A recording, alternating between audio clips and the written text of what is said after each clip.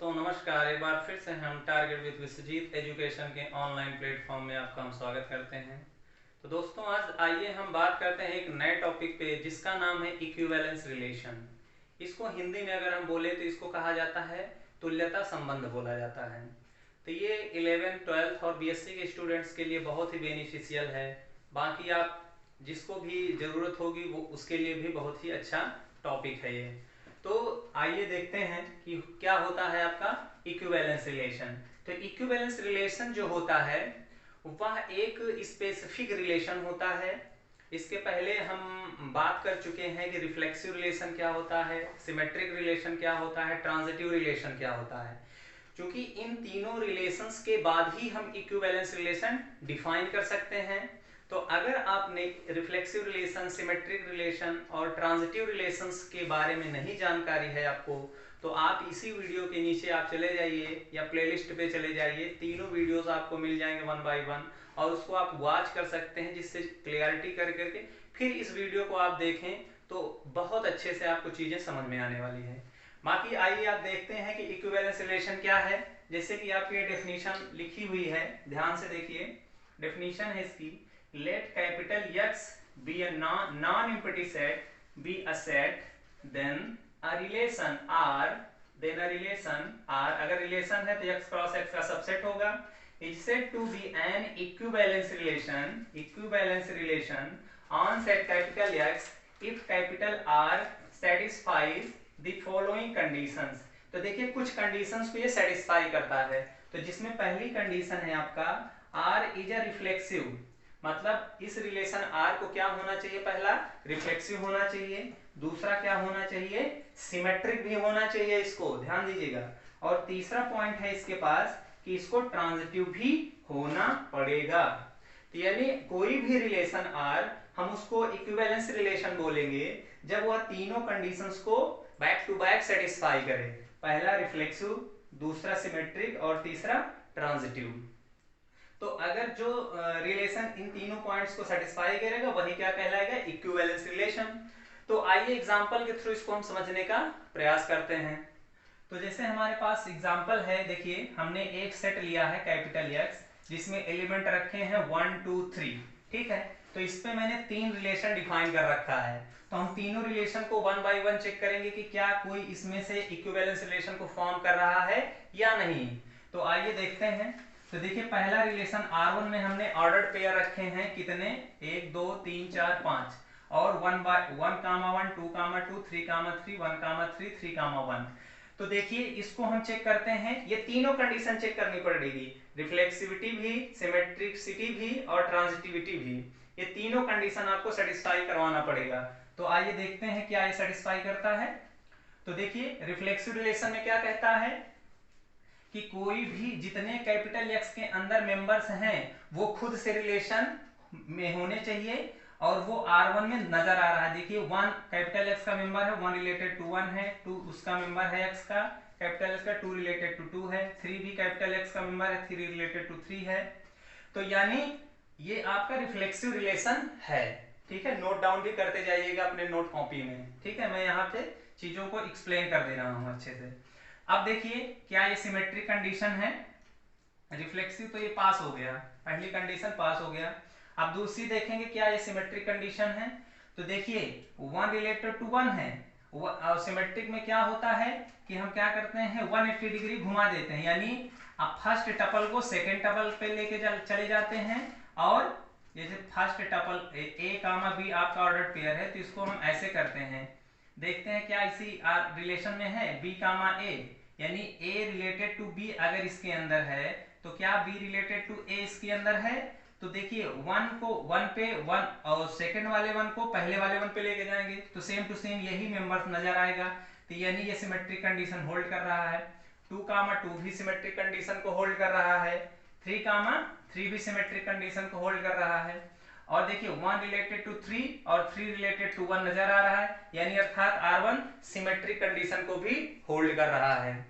तो दो कंडीशन तो ये होल्ड कर गया, पहला रिफ्लेक्सिव, दूसरा सिमेट्रिक कंडीशन। अब तीसरा चेक करते हैं क्या ये ट्रांजिटिव कंडीशन को होल्ड करता है कि नहीं। अब ट्रांजिटिव रिलेशन के लिए क्या होता है आप लोगों ने अगर वीडियो देखा होगा तो वहां पे मैंने एक्सप्लेन किया था कि अगर A रिलेटेड टू B हो and B related to C हो तो हमको क्या रिजल्टेंट में मिल जाएगा, A रिलेटेड टू C नजर आना चाहिए।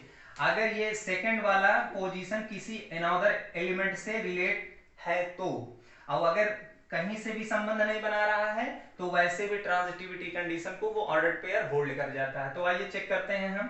तो देखिए 1 रिलेटेड टू 1 है, आप देखिए सेकंड 1 किसी से रिलेशन बना रहा है, तो देखिए 1 रिलेटेड टू 3 है। तो इसको इस तरीके से आप समझ सकते हैं, एक मिनट अच्छे से इसको एक्सप्लेन करते हैं। देखिए 1 रिलेटेड टू 1 है, 1 रिलेटेड टू 1 है, आप देखिए 1 और किससे रिलेशन बना रहा है, 1 3 से रिलेशन बना रहा है। तो अर्थात 1 रिलेटेड टू 3, तो ये दोनों तो मीडिएटर पॉइंट हो जाएंगे, बचेगा क्या क्या 1 रिलेटेड टू 3, यानी हमारे पास रिजल्टेंट आ जाएगा 1 रिलेटेड टू 3, यानी ऑर्डर्ड पेयर 1, 3 क्या R1 में नजर आ रहा है, 1, 3 नजर आ रहा है। तो यानी ये भी क्या हो जाएगा, ये ट्रांजिटिविटी कंडीशन के लिए होल्ड कर जाएगा 1, 1। इसी तरीके से आप 2, 2 को देखिए, 2 रिलेटेड टू 2 है, देखिए सेकंड वाला क्या कहीं किसी से रिलेशन बना रहा है यहाँ पे और किसी से नहीं रिलेशन बना रहा है, इसलिए ये भी ट्रांजिटिविटी कंडीशन के लिए होल्ड कर जाएगा। अब देखिए 3 रिलेटेड टू 3 है, क्या 3 किसी से रिलेशन बना रहा है, हाँ 3 1 से रिलेशन बना रहा है। तो इसके लिए भी आप यहाँ देख सकते हैं कि 3 रिलेटेड टू 3, आप देखिए 3 किससे रिलेशन बना रहा है, 1 से रिलेशन बना रहा है। 3 रिलेटेड टू 1, ये दोनों मीडिएटर हो जाएंगे, बचेगा क्या 1, 3। तो यानी 3 रिलेटेड टू 1 क्या R1 में है, तो 3 रिलेटेड टू 1 है। तो इस तरीके से क्या हो जाएगा, ये भी आपका ट्रांजिटिविटी कंडीशन के लिए होल्ड कर जाएगा। इसी तरह से 1 रिलेटेड टू 3 को देखते हैं।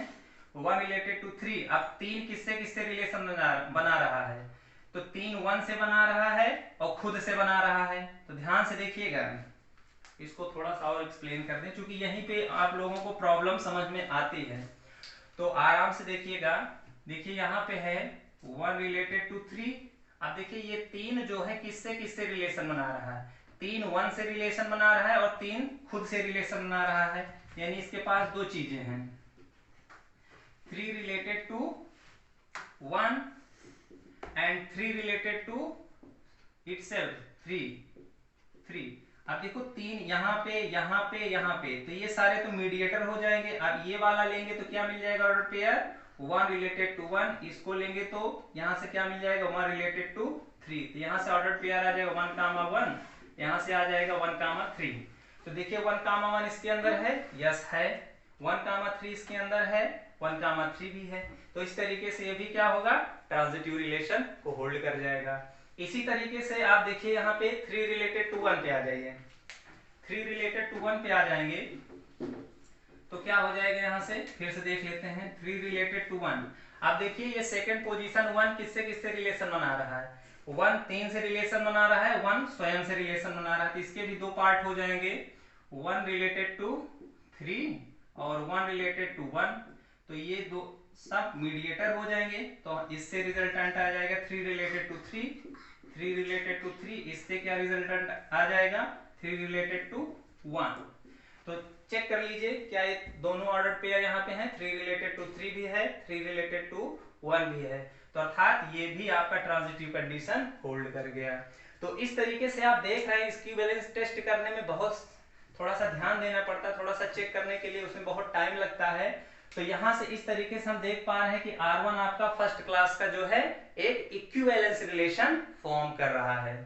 तो आइए इसी क्रम से हम R2 और R3 को भी चेक कर लेते हैं। तो इसको यहीं पे हम ऐसा टेस्ट करेंगे। देखिए 1 रिलेटेड टू 1 है, 1 देखिए किसी से रिलेशन बना रहा है, 1 रिलेटेड टू 2 है, तो हमको क्या रिफ्लेक्सिविटी क्या यहाँ पे है, अच्छा इनमें से कोई भी एक कंडीशन अगर होल्ड नहीं करेगा तो वो इक्विवेलेंस रिलेशन नहीं हो पाएगा। तो जैसे देखिए ये रिफ्लेक्सिव रिलेशन ही नहीं होल्ड कर रहा है, क्यों नहीं होल्ड कर रहा है, क्योंकि यहाँ पे देखिए 3 है, कैपिटल X में 3 है, लेकिन 3 रिलेटेड टू 3 इसके अंदर नजर नहीं आ रहा है।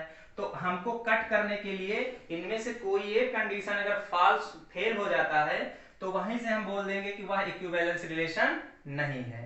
ठीक है, तो इसको अब और आगे टेस्ट करने की जरूरत नहीं है, क्योंकि R2 आपका नॉट इक्विवेलेंस रिलेशन का एग्जांपल हो गया। अब देखिए R3 भी ध्यान से देखिए, R3 भी जो है रिफ्लेक्सिव कंडीशन को नहीं होल्ड कर रहा है।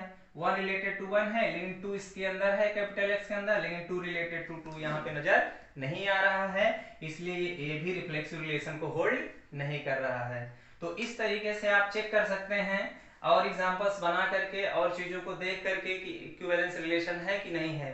बाकी इसके आगे जो वीडियो हम बनाएंगे उस पे थोड़ा सा इक्विवेलेंस पे कुछ और अच्छे इंपॉर्टेंट एग्जांपल्स के बारे में डिस्कशन करेंगे, जो कि बहुत ही इंपॉर्टेंट होने वाला है आपके सिलेबस के अकॉर्डिंग। तो आज का वीडियो यहीं तक। बाकी आप चैनल पर नए हो तो चैनल को सब्सक्राइब जरूर कर लीजिएगा, क्योंकि इस तरह के वीडियोस हम आपको हमेशा अपलोड करते हुए नजर आएंगे। जय हिंद, जय भारत।